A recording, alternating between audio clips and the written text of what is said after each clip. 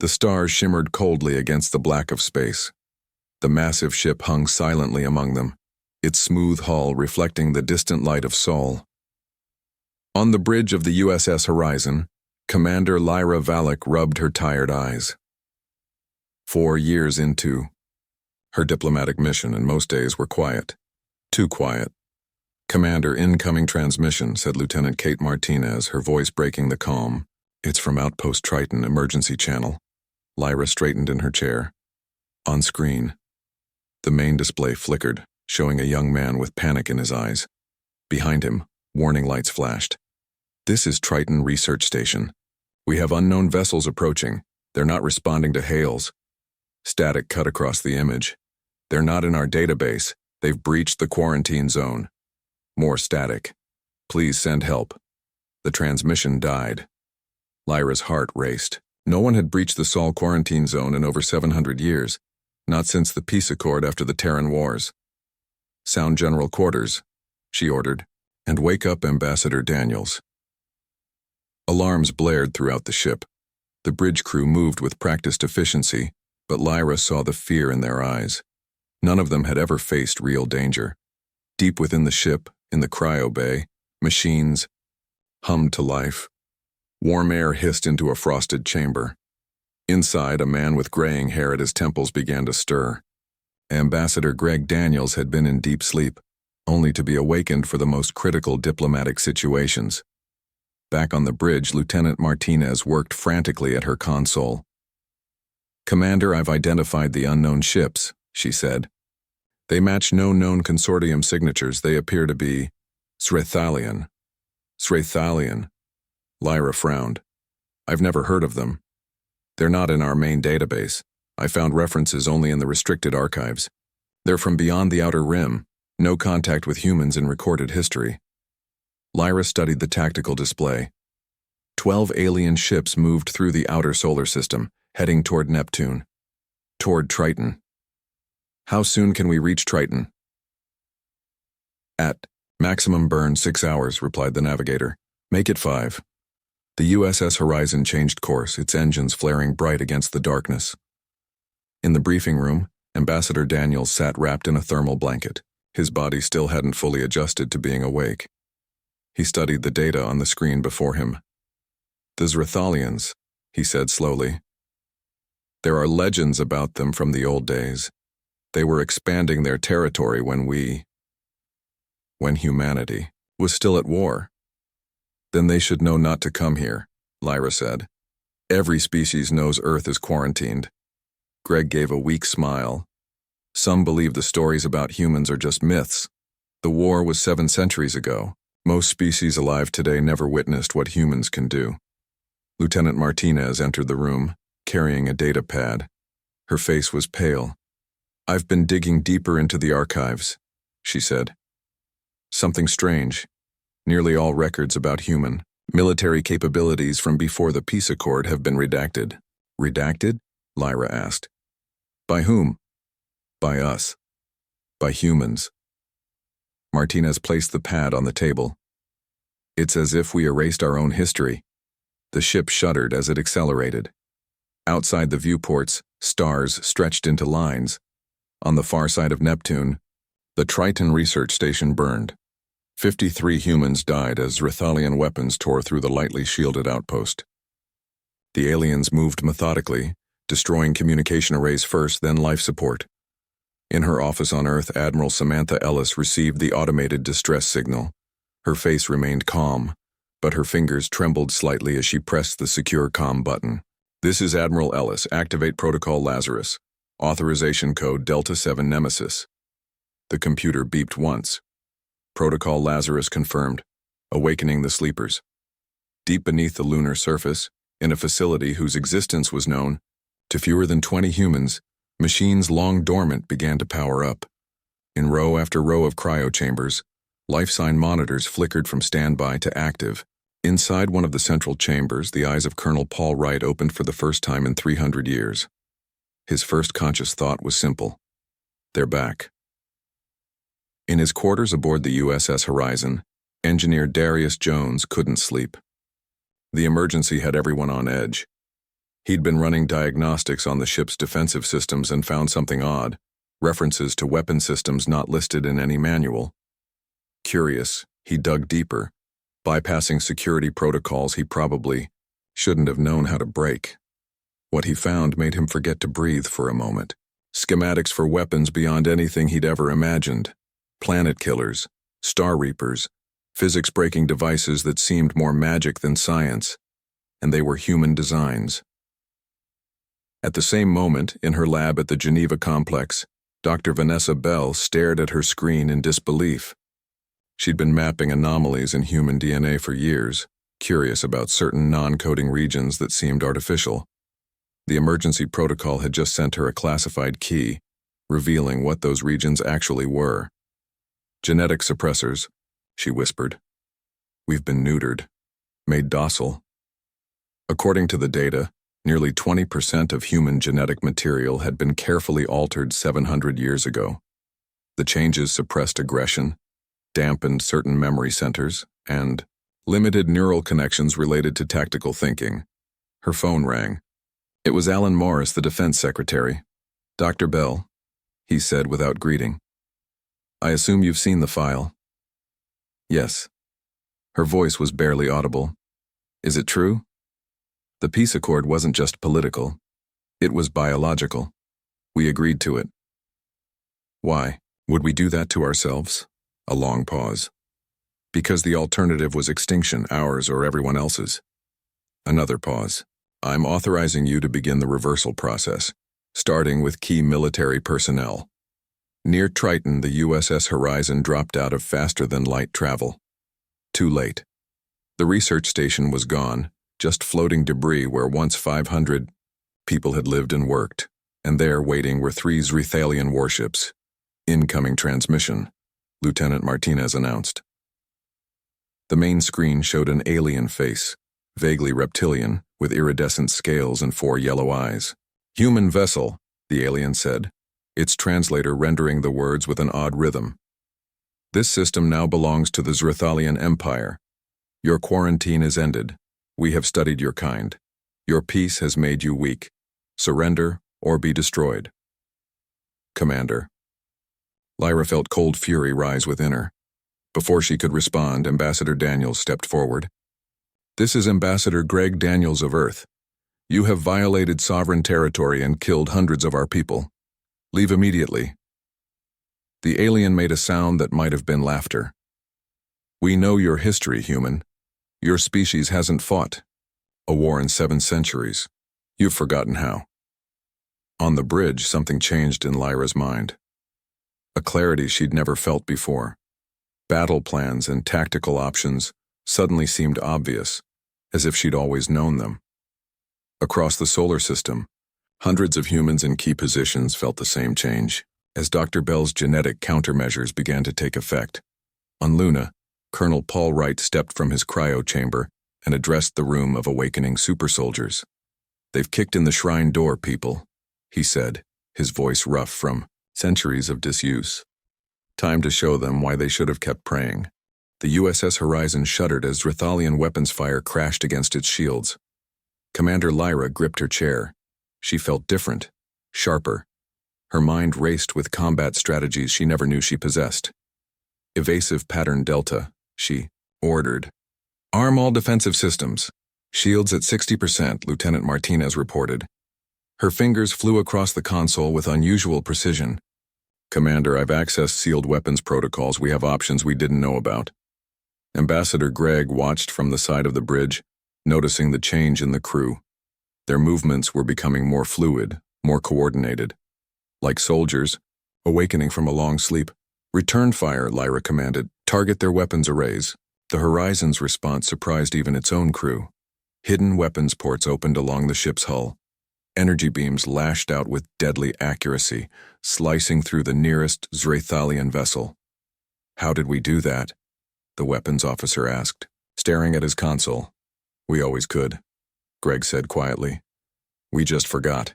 The remaining alien ships regrouped, clearly surprised by the human vessel's capabilities. They launched a barrage of missiles.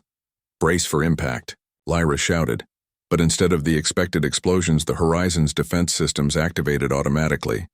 Point defense lasers fired in complex patterns, destroying the incoming missiles with impossible precision. "They're retreating," Martinez announced. Lyra nodded. "Let them go. They'll report what they've seen. We need to return to Earth immediately." On the lunar base, Colonel Paul Wright walked through rows of awakening soldiers. Some had been asleep for centuries, others for decades. All of them had been kept in reserve for this very day. "The situation?" asked Major Helen Wright, Paul's sister who had entered stasis 50 years after him. "Aliens called Zrithalians breached the quarantine," Paul replied. "They think we're weak, forgotten how to fight." Helen stretched her arms, working out the stiffness. "Their mistake. Admiral Ellis is implementing the awakening protocols across the system," Paul continued. "Dr. Bell is reversing the genetic suppressions. We've got about 48 hours before things get interesting." "And Earth's current defenses?" Paul's face hardened. "Minimal. Generations of peace made them complacent. The vault has remained sealed." Helen's eyes widened. "The vault is still intact?" "Yes. Defense Secretary Morris is authorizing its opening now." At that moment, deep beneath the Pacific Ocean, massive doors began to unseal. The vault, humanity's insurance policy, was awakening after 7 centuries of dormancy. In Geneva, Dr. Vanessa Bell worked frantically, coordinating with medical centers worldwide. The genetic suppression reversal was spreading faster than expected. Millions of humans were experiencing heightened awareness, improved reflexes, and memories they never knew they had.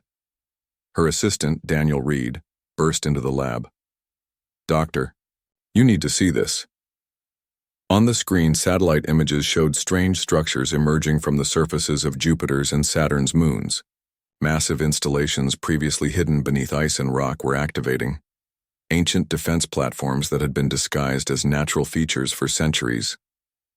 "The God machines," Vanessa whispered. "What?" Daniel asked. "That's what they called them during the war. Autonomous defense systems hidden throughout the solar system. I didn't think they really existed." In Earth orbit, Admiral Ellis stood aboard her flagship, the USS Valiant. Reports flooded in from across the system.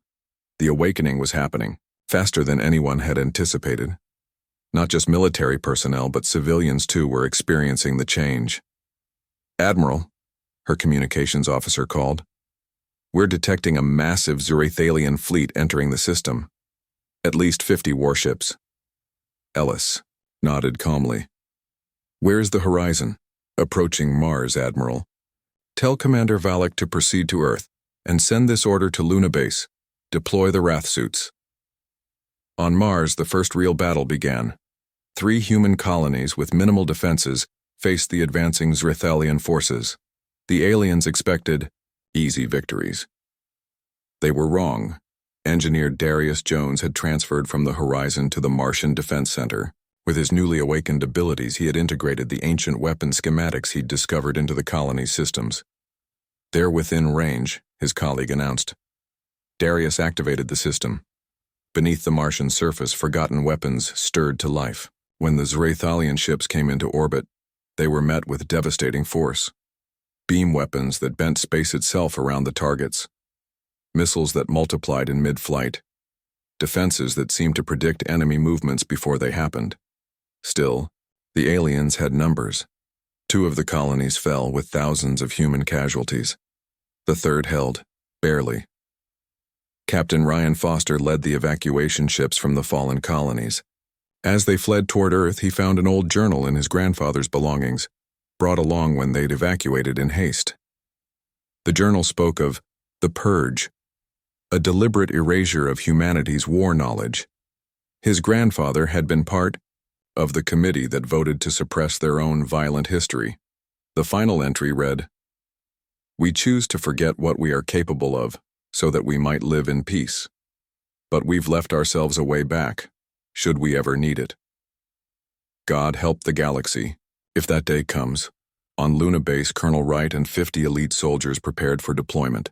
They each stepped into massive mechanical suits, the legendary Wrath of Olympus combat systems. The suits bonded with their neural systems, amplifying their already enhanced abilities.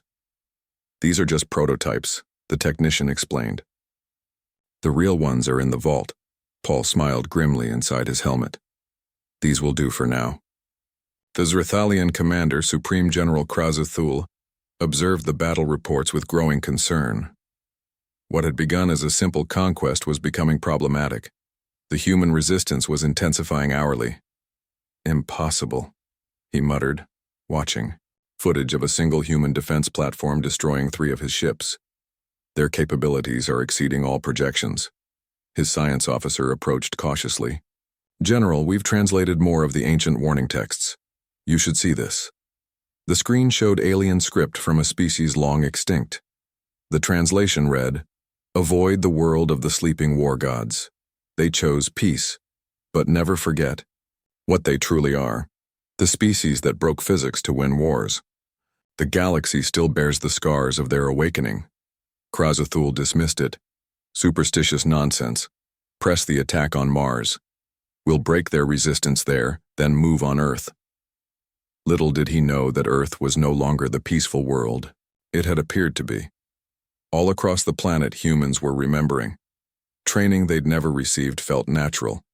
Technologies they'd never seen seemed familiar. And in space between Earth and Mars, the USS Horizon transformed. Panels shifted, weapons emerged, and the diplomatic vessel revealed its true nature, a warship disguised as a messenger of peace. Commander Lyra stood on the bridge, feeling more alive than ever before. Set course to intercept the Zrithalian fleet. It's time they learned why the shrine was built. Behind her, Ambassador Gregg nodded solemnly. And why the gods were left sleeping. The vault doors finished their opening sequence with a deep, resonant sound. Defense Secretary Alan Morris stepped forward, flanked by security officers. No human had entered this place in 700 years. The lights activated automatically, revealing a vast underground complex. Rows upon rows of advanced weaponry stretched into the distance. Ships, battlesuits, and devices that defied easy description waited silently. "My God," whispered Alan's assistant. "There's enough here to conquer the galaxy." "That was never our intention," Alan replied quietly. "We were defenders, not conquerors. That's why we chose to forget." He approached a central console and placed his hand on the scanner. His DNA had been specifically preserved across generations for this moment. "Vault systems online," announced a calm computer voice. "Welcome, Defense Secretary. Protocol Lazarus confirmed. All systems ready for deployment." In orbit around Jupiter, the ancient defense platforms had fully emerged. Massive structures, some larger than cities, activated weapon systems that had remained hidden for centuries. Historian Jack Nelson had been sent to study these god machines as they awakened. Jack floated in a small research vessel, recording everything he saw. The platforms weren't just weapons, they were covered in writing, warnings in dozens of alien languages. "This is incredible," he said into his recorder. "These warnings, they're all saying the same thing. Do not disturb the humans. Some call us the breathing apocalypse, others the physics breakers." He zoomed in on one section written in an ancient script. After hours of careful translation, he sat back in shock. "They were afraid of us," he whispered. "Not just as enemies, but as a force of nature. We didn't just win the war, we broke reality to do it." On Mars, the situation had become desperate. The remaining colony was surrounded by Zrithalian forces. Inside the command center, Captain Ryan Foster organized the last defenders. "The evacuation ships will launch in 20 minutes, he informed his team. "We need to hold until then." His second-in-command looked doubtful. "Sir, we're outnumbered 10-1. Ryan smiled strangely. "Then it's an even fight." He felt different. Today, memories that weren't his own filled his mind. Battle strategies, combat techniques, weapons knowledge, as if generations of warriors had suddenly awakened inside him. The Zrithalians launched their final assault on the colony. They expected the humans to break. Instead, they met a resistance unlike anything they had encountered before. Ryan moved, with impossible speed, predicting enemy attacks before they happened. His small force fought with a coordination that seemed almost telepathic. In her lab in Geneva, Dr. Vanessa Bell monitored the changes in human biology worldwide. The reversal was accelerating beyond her models. "It's not just removing suppressions," she told her team. "It's as if our DNA remembers its original state and is rebuilding itself." Her screen showed brain scans from around the world. Neural pathways were forming, connecting parts of the brain that had been deliberately isolated from each other. Humans were becoming what they once were. "Doctor," called Daniel, "you need to see this." On his screen, a simulation showed what appeared to be quantum entanglement between human neurons, something that should have been impossible. "The stories were true," Vanessa said in awe. "We really did break physics." The Zrithalian fleet pressed deeper into the solar system. Their losses had been significant, but General Krasthul remained confident in their superior numbers. "The humans show unexpected strength, but they cannot stand against our full might," he told his officers. "Prepare the main fleet for Earth. Assault." His science officer looked nervous. "General, I must advise caution. The ancient warnings are the superstitions of cowards," Krasthul snapped. "The humans have forgotten what they once were. Their awakening is too little, too late." Between Mars and Earth, a small group of ships prepared to make their stand. The USS Horizon, now fully transformed into its war configuration, led the defensive formation. Commander Lyra Valek studied the tactical display, counting 53 human vessels against over 300 Zrithalian warships. "This is where we hold the line," she told her crew. "Earth needs more time to fully awaken." Ambassador Greg Daniels stood beside her on the bridge. "I've studied the diplomatic records from 7 centuries ago," he said. "Do you know why the aliens agreed to quarantine us rather than destroy us?" Lyra shook her head. "Because they couldn't destroy us. They tried. And what we did in response." He paused. "That's why they helped us forget. Because both sides were afraid of what would happen if humans ever fought that way again."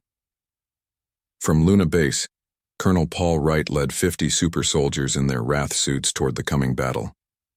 Each suit contained technology that bent the laws of physics, allowing its wearer to move through space in ways that should have been impossible.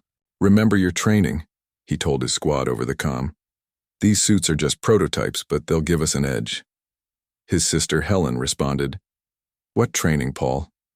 None of us were ever trained on these." Paul smiled inside his helmet. "You know what I mean. Trust your instincts, they're memories from before the suppression." In the Prometheus Array Control Center hidden inside Ceres, engineer Darius Jones worked frantically to bring the system online. The array, a weapon grid concealed within asteroids throughout the belt, had remained dormant for 7 centuries. "Power levels at 60%, his assistant reported. "We need at least 80 to activate." Darius closed his eyes, letting new memories guide him. "Root power from the auxiliary nodes," he said, pointing to a section of the display no one had noticed before. "There's a hidden system there." As the Zrithalian fleet approached, Admiral Samantha Ellis experienced something unexpected. During a quiet moment in her quarters aboard the USS Valiant, she was overwhelmed by memories that couldn't possibly be hers. She saw herself commanding fleets, ordering strikes that destroyed entire worlds. She remembered being other people, her ancestors who had led humanity during the Terran Wars. When she returned to the bridge, her officers noticed the change immediately. She walked differently, spoke with absolute authority. "Launch operation. Thunderclap," she ordered. "Deploy all reserved forces from Earth and Luna." Her executive officer hesitated. "Admiral, the Council hasn't authorized." "The Council is irrelevant now," she interrupted. "We are at war, and I remember how to win." The first shots were fired as the Zrithalian vanguard encountered the human defensive line. The aliens expected a brief skirmish before breaking through to Earth. What they got was horror. The human ships moved in impossible ways, appearing to be in multiple places at once. The Wrath suits teleported between enemy vessels, their occupants bringing destruction wherever they appeared. and the USS Horizon revealed weapons that twisted the fabric of space-time itself. On his flagship, General Krazathul watched in growing terror as his front line disintegrated. "What are they?" he demanded. His science officer's voice shook as he replied, "They are what the warning said, the species that breaks physics, the sleeping war gods." He paused, "And we just kicked in their shrine door." The battle near Mars turned space itself into chaos. Human ships phased in and out of normal reality, making them nearly impossible to target. The Wrath suits allowed Colonel Paul Wright and his soldiers to appear inside enemy vessels, wreaking havoc before vanishing again. "This isn't possible," a Zrathalian officer cried as Paul materialized on their bridge. "You can't exist in two places at once." "We rewrote those rules long ago," Paul replied calmly. He placed a small device on the ship's control panel, then vanished. Moments later, the Zrathalian vessel imploded. From her position on the USS Valiant, Admiral Samantha Ellis directed the battle with uncanny precision. The memories of her ancestors, great war leaders from humanity's violent past, guided her every decision. "The enemy is attempting to regroup near Deimos," she announced. "Deploy the Prometheus array." On Ceres, engineer Darius Jones activated the final sequence. Throughout the asteroid belt, hidden weapons platforms awakened. Energy beams connected dozens of asteroids, forming a vast network. "Prometheus array at full power," Darius reported. "Target the Zrathalian rear fleet," ordered Admiral Ellis. The array fired. A wave of energy unlike anything seen in 7 centuries swept through space. When it touched the alien ships, they simply ceased to exist, not destroyed, but erased from reality itself. The Zrathalian General Krazathul watched in horror as a third of his fleet vanished. "What weapon does this?" he demanded. His science officer's voice trembled. "The ancient texts called it the Unmaker. It doesn't destroy matter. It removes it from our timeline completely." Krazathul felt real fear for the first time. "Order all remaining ships to form a defensive formation. Deploy the Starkiller. If we cannot have this system, no one will." In the medical bay of the USS Horizon, Ambassador Greg Daniels studied recovered Zrathalian communication logs with growing concern. "Commander," he called to Lyra over the comm, "they're preparing to deploy something called a Starkiller. It's designed to make our sun go nova." Lyra's face hardened. "Alert Admiral Ellis. We need to launch a preemptive strike." "There's more," Greg added. "I've translated more of their historical records. The Zrathalians weren't just passing through. They came specifically for Earth." "Why?" "They believe we possess something called the Nexus Key, a technology that can access all points in space simultaneously. The ultimate strategic advantage." Lyra's eyes widened. "Is it real?" Greg nodded slowly. "I believe it's in the vault. It's why we were so dangerous that we chose to forget our own power." At the Geneva complex, Dr. Vanessa Bell made a breakthrough. The genetic reversal had reached a critical point worldwide. Humans were not just remembering what they once were, they were becoming something new. "The suppressions weren't just limiting us," she explained to her team. "They were containing our evolution." On her screen, brain scans showed extraordinary activity.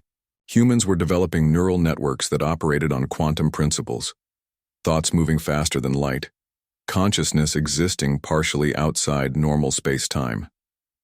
"This is what the aliens truly feared," she whispered. "Not our weapons, but what we were becoming." In the ruins of the Mars colony, Captain Ryan Foster led a desperate mission. His small team had not evacuated with the others. Instead, they infiltrated the Zrathalian ground forces, making their way toward the alien command center. "According to intelligence, the Starkiller control module is in this facility," Ryan told his team. "We need to disable it before they can deploy." A soldier looked doubtful. "Sir, there are hundreds of them and only 5 of us." Ryan smiled. "But each of us is in many places at once." He closed his eyes, accessing newly awakened abilities. His consciousness split, allowing him to perceive multiple potential futures simultaneously. He could see every possible move the enemies might make. When they attacked, Ryan's team moved with impossible coordination, each soldier somehow knowing exactly where to be and when. They carved through those Rithalian defenses as if they were facing an army, rather than just 5 humans. Above Earth, an emergency session of the Galactic Consortium convened. Representatives from 24 alien species arrived in haste, alarmed by reports from the Sol system. "The humans are awakening," announced the consortium president, an ancient being named Zorleth. "The quarantine has failed. We must contain them immediately," insisted one delegate, "before they remember everything." "Contain them?" laughed another bitterly. "We tried that once before. It led to the destruction of 3 star systems." Zorleth raised his hand for silence. "We have 2 options. Help defeat the Zrithalians, and then negotiate with humanity to accept the suppressions again, or what?" asked a delegate. "Or evacuate this entire sector of the galaxy, because if humans fully awaken, nowhere within 1,000 light years will be safe." In the space between Earth and Mars, the battle reached its peak. The human fleet, though outnumbered, had destroyed or disabled over half the Zrithalian forces. The alien ships fired desperately, but the humans seemed to know where every shot would go before it was fired. Commander Lyra Valek stood on the bridge of the USS Horizon, directing her ship with newfound abilities. She could feel the movements of space around her, could sense the intentions of enemy vessels before they acted. "They're falling back," reported Lieutenant Martinez. "Regrouping near Phobos." Lyra nodded. "They're protecting something, the Star Killer." She opened a channel to Admiral Ellis. "Admiral, we've located their superweapon. Request permission to engage." "Granted," Ellis replied, "but be careful. We've detected unusual energy readings. They may be attempting to activate it early." Near Phobos, a massive Zrithalian vessel began to unfold, revealing a device at its core. Energy swirled around it, distorting nearby space. "That's it," Lyra said. "The Star Killer." She studied the tactical display, calculating possibilities. Even with their new abilities, a direct assault would be costly. "Ma'am," called Martinez suddenly, "I'm detecting something emerging from fold space near Pluto." The sensors showed a massive object appearing where nothing had been before. It dwarfed every other ship in the system. "What is that?" Lyra asked. Ambassador Greg's eyes widened in recognition. "Valhalla," he whispered. "The human battle station that disappeared at the end of the Terran Wars. It wasn't destroyed. It was hidden in pocket dimension. The station, a city-sized fortress, of technologies forgotten for centuries, moved with impossible speed toward the battle. From its surface, thousands of smaller craft launched. On Earth, Defense Secretary Alan Morris received an automated message. "Valhalla Station restored. The sleeping sword awakens." He turned to his staff. "It's time. Send the order. Open the vault completely. Deploy everything." On the Zrithalian command ship, General Krazathul watched in growing horror as Valhalla Station approached. The massive, human fortress radiated energy that his instruments couldn't even classify. "Activate the Star Killer now," he ordered desperately. "It needs 10 more minutes to reach full power," his officer replied. Krazathul stared at the view screen. "We may not have 10 minutes. He was right. They had far less time than that. Valhalla Station moved through space like a predator. Its massive form shifted and changed, adapting to the battle around it. Weapons that defied normal physics fired from its surface, tearing holes in reality itself. Admiral Samantha Ellis received a transmission from the station. A woman appeared on screen, Admiral Catherine Bailey, who had disappeared with Valhalla 700 years ago. "Hello, Descendant," Catherine said calmly, as if she hadn't been gone for centuries. "We've been waiting in the fold. The Watchers told us it was time to return." "How is this possible?" Samantha asked. "You should be dead." Catherine smiled. "Time moves differently in fold space. For us, it's been only a few years." Her expression grew serious. "We've brought the Nexus key. It's time to end this." On the Zrithalian command ship, General Kraz-Thul watched with growing panic as his fleet was systematically dismantled. The humans moved through space in ways that violated every law of physics he understood. Starkiller at 80%, his weapons officer reported. Target Earth directly, Kraz-Thul ordered. If we destroy their homeworld, perhaps we can still win. Nearby, Captain Ryan Foster and his team fought their way toward the Starkiller control room. They moved as one being, their minds connected on quantum levels. Each soldier seemed to know what the others would do before they did it. We're almost there, Ryan said. One more level. On Earth, Defense Secretary Alan Morris stood in the heart of the vault. Before him was a simple pedestal with what looked like a small crystal cube, the twin of the Nexus key aboard Valhalla. Activate the planetary defense grid, he ordered. Full awakening protocols for all citizens. Across Earth, humans stopped what they were doing as the final suppressions lifted from their minds. Knowledge that had been hidden for centuries flooded back. Children suddenly understood advanced physics. Ordinary people remembered how to operate technology that shouldn't exist. In Geneva, Dr. Vanessa Bell monitored the worldwide transformation with awe. It's happening faster than we predicted, she told her team. Complete neural reconfiguration within hours. Her assistant looked up from his console. Doctor, people are changing, not just mentally. On the screens, reports came in from around the world. Humans were evolving before their eyes. Some could see energy fields. Others could move objects with their thoughts. The most advanced could step partially outside normal space-time. This is what we really are, Vanessa whispered. What we were becoming before we chose to forget. In space, the battle reached its climax. The USS Horizon led a direct assault. On the Zrithalian command ship, Commander Lyra Valek stood on the bridge, her mind connected to her ship in ways that would have been impossible days ago. Target their Starkiller, she ordered. All weapons.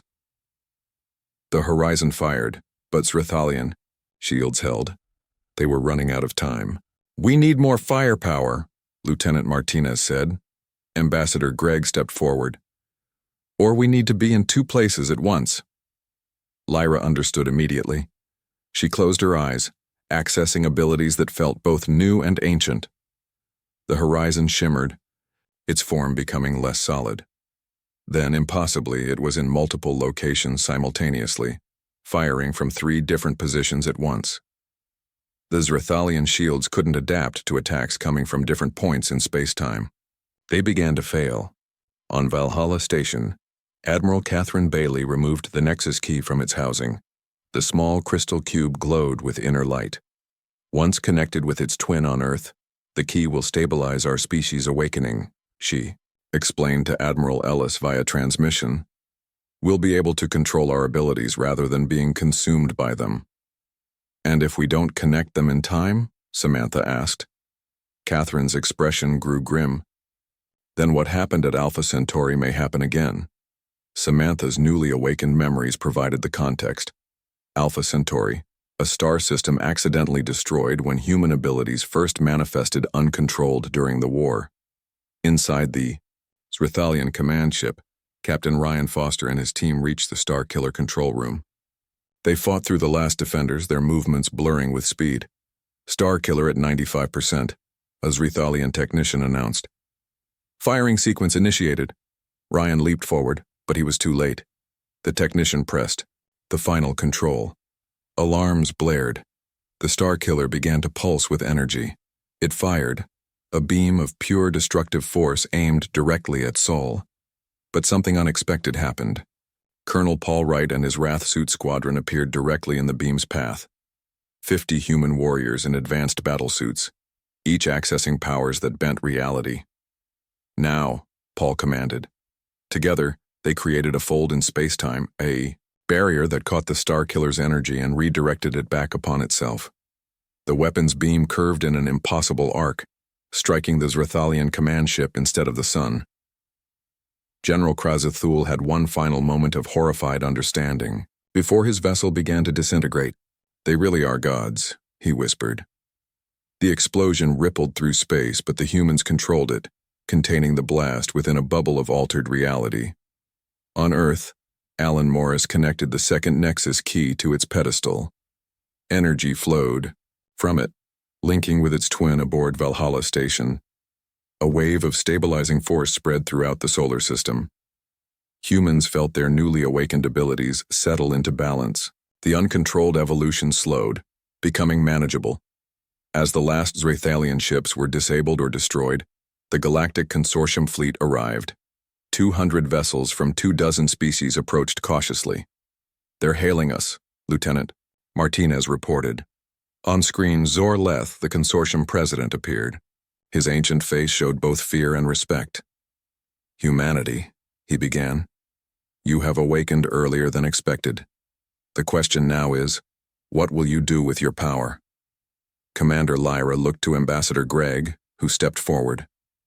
"We remember everything, now," Greg said. "Both what we were capable of and why we chose to forget. We have no desire to conquer or destroy. But you could," Zorleth noted. "There is nothing in this galaxy that could stop you now." Admiral Samantha Ellis joined the transmission from the USS Valiant, "which is exactly why we won't. Power without restraint destroyed Alpha Centauri. We haven't forgotten that lesson." In Geneva, Dr. Vanessa Bell completed her final analysis. She addressed the Emergency United Earth Council. "The suppression can never be reimposed," she explained. "We've evolved beyond it. But we can choose how to use our abilities. We can be guardians rather than conquerors." 3 days later, representatives from Earth met with the Galactic Consortium aboard Valhalla Station. Admiral Ellis, now functioning as Earth's temporary leader, addressed the assembled aliens. 700 years ago, we chose to forget our nature because we feared what we might become," she said. "Today we remember not just our power but our responsibility."